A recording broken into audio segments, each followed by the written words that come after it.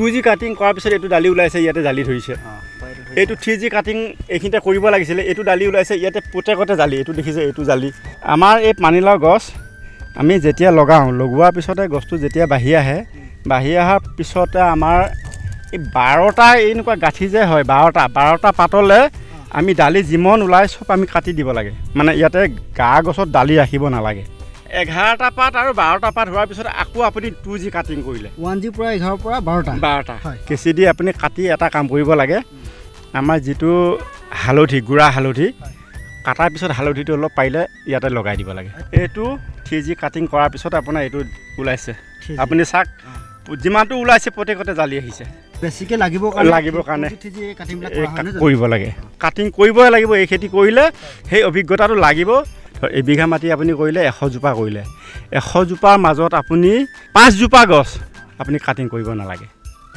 মানে 10 জোপাৰ মাজত এজোপা গছ আপুনি কাটিংটো কৰিব নালাগে অকল মাইকী ফুল যদি আহে পুৰুষ ফুল যদি নহয় আপোনাৰ ফল নহয় তেতিয়া পুৰুষ আৰু মাইকী ফুল যেতিয়া তাতে একেখন চাঙতে থাকিব বা একেলগে থাকিব তেতিয়া অধিক ফল পাব এই কথাটো আমাৰ কৃষকসকলে মন কৰিব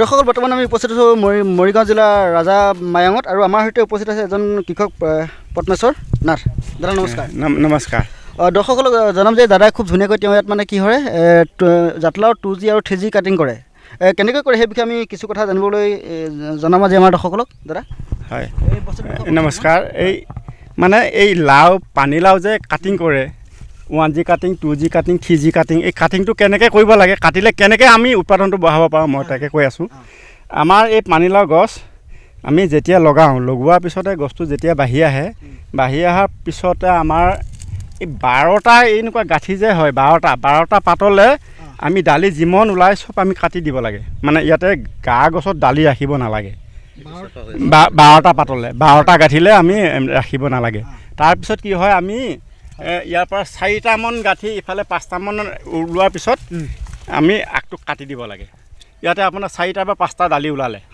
4টা 5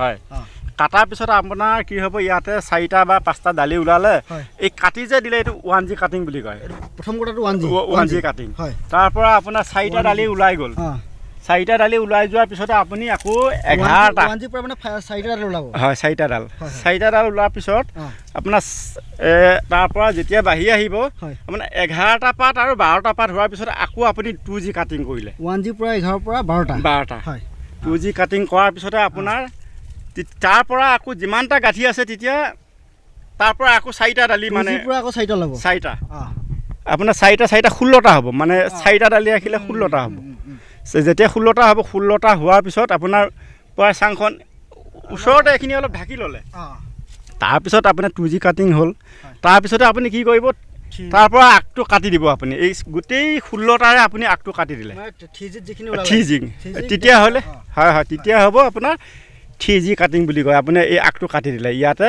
কাটি দিলে মোৰ লগত বাৰু হেৰি নাছিলে হয় কেঁচি দি আপুনি কাটি এটা কাম কৰিব লাগে আমাৰ যিটো হালধি গুড়া হালধি কাটাৰ পিছত হালধিটো অলপ পাৰিলে ইয়াতে লগাই দিব লাগে এইটো লগাব লাগে ইয়াতে মানে ফাংগাছ আহিব পাৰে সেইটো লগাই দিলে এইটো নালাগে তাৰ বাহিৰে আৰুতো আজিকালি কিছুমান মেডিচিন আছে মেডিচিন মাৰিলেও বাৰু সেইটো হ'ব এইটো খোৱাৰ পিছতে কি হয় আপোনাৰ যিমান আপোনাৰ এইবিলাক পখা আহিব তাৰ পৰা প্ৰতিটোতে আপোনাৰ গাঁঠি মানে ইয়াতে এইটো দেখিছেনে এইটো 3G কাটিং কৰাৰ পিছত আপোনাৰ এইটো ওলাইছে আপুনি চাওক যিমানটো ওলাইছে প্ৰত্যেকতে জালি আহিছে ইয়াতে দেখিছে দুটা লাগি আছে ইয়াতে এইটো লাগিছে আৰু ইয়াতে চবতে এইবিলাক আপুনি চাওক ভালকৈ চবতে এইবিলাক জালি ওলাই আহি আছে মানে বেছিকৈ লাগিব কাৰণে 3G কাটিংবিলাক কৰিব লাগে দাদা আমি 2G নকৰা ডালটা আপুনি দেখুৱাইছিলে সেইটো আমাক অকণমান দেখুৱাওকচোন 2G বা কাটিং নকৰিলে হয় কেনেকুৱা হয় কাটিং নকৰিলে এইটো চাওক এইডাল গছ আপোনালোকে চাওক কাটিং নাই এইডাল কাটিং কৰা নাই আপুনি ইয়াৰ পৰা আপুনি চাই ইয়ালৈ আহক আপুনি আহি থাকক এয়া আপোনাৰ এই প্ৰায় 12 ফুট 11-12 ফুট ইয়ালৈ আহিছে আপুনি দেখিছেনে ক'ৰবাত এটা আপুনি এটাও লগা নাই আপুনি দেখিছেনে এটাও লগা নাই আপুনি চাই লওক এটাও লগা নাই কিন্তু কাটিং কৰিবই লাগিব এই খেতি কৰিলে সেই অভিজ্ঞতাটো লাগিব সেইখিনি কৰিলেহে মানে উচিত ফল পাব। আৰু 2G 3G যিকেইটা কাটিং কৰিছে তাৰ এটা অকণমান দেখুৱাই দিয়ক, তাৰপিছত আমি সামৰণি মাৰিম। হয় আপুনি এতিয়া আপুনি একেলগে দুডাল গছ আছে হয়নে? একেলগে দুডাল গছ আছে, এডাল আপোনাক দেখুৱালোঁ 12 ফুটলৈ এটা জালি নাই, এটা জালি নাই। এইটো আপুনি দেখিছে, এইটো কাটিং কৰিছে, এইটো ডালি ইয়াতে কাটিং কৰা হৈছে। ইয়াৰ পৰা ধৰক এইটো ডালি আহিছে, এইটো 1G কাটিং, এইটো কাটিং এইটো আহিছে। মানে এইটো এইখিনি নকৰিলে, নকৰাৰ কাৰণে ইমান হেৰি কৰা নাই। তাৰপৰা এইটোৰ পৰা তাতে কাটিং কৰিব লাগিছিল, সেইটো নকৰিলে। তাৰপৰা এইটোৰ পৰা এই ডালি ওলাইছে, ইয়াতে দেখিছেনে? ইয়াতে এইটো লাগিছে, ইয়াতে মানে যিমান ডালি ওলাব এইবিলাক সৰু সৰু এইবিলাক দেখিছেনে? প্ৰতিকতে এটা এটা জালি ওলাব।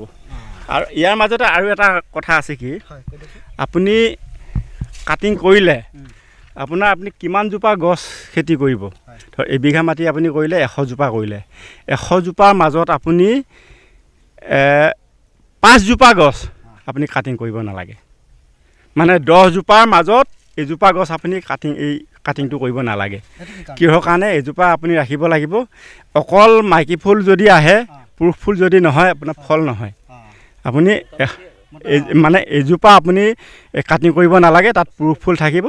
তেতিয়া পুৰুষ আৰু মাইকী ফুল যেতিয়া তাতে একেখন চাঙতে থাকিব বা একেলগে থাকিব, তেতিয়া অধিক ফল পাব। এই কথাটো আমাৰ কৃষকসকলে মন কৰিব।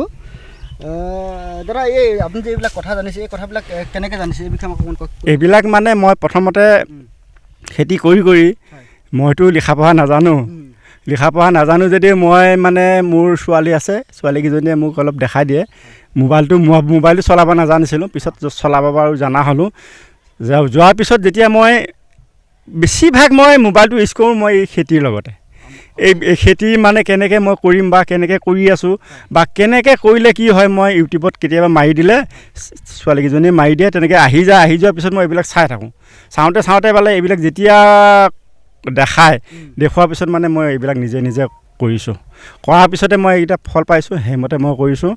আৰু আজি 1 মাহমানৰ আগত, 1 মাহ হোৱা নাই, 20 দিনমানৰ আগত আমাৰ মায়ং মানে মৰিগাঁও জিলাৰ যিটো কৃষি বিজ্ঞান কেন্দ্ৰ আছে ঝাৰগাঁও, তেওঁলোকে বাইদেউহঁতে ইয়াত আহিছে। অহাৰ পিছত বাইদেৱে মোক সুধিছে যে আমি তোমাৰ লাও চাংখনত ইমান লাও লগা দেখিছোঁ, তুমি কি কৰা? তেতিয়া মই বুজাই দিছোঁ, মই বোলো বাইদেউ মই এনেকৈ কৰোঁ। কয় আমি এইটোৰ ওপৰত ৰিচাৰ্চ কৰি আছোঁ, তুমি কেতিয়াৰ পৰা কৰি আছা? মই বোলো বাইদেউ আজি মই 5 বছৰমানৰ পৰা কৰি আছোঁ, কিন্তু এইটো ফল মই সম্পূৰ্ণ পাইছোঁ। কয় আমি এতিয়া বৰ্তমান ৰিচাৰ্চ কৰিহে আছোঁ, তুমি আগতে এইটো কৰি আছা, তেনেকৈ এটা কৈছে। ডাঙৰ কথা। আমি আশা কৰিম আপুনি আগলৈও এনেকৈ আৰু আগবাঢ়ি কাম কৰি যাওক দাদা। ধন্যবাদ।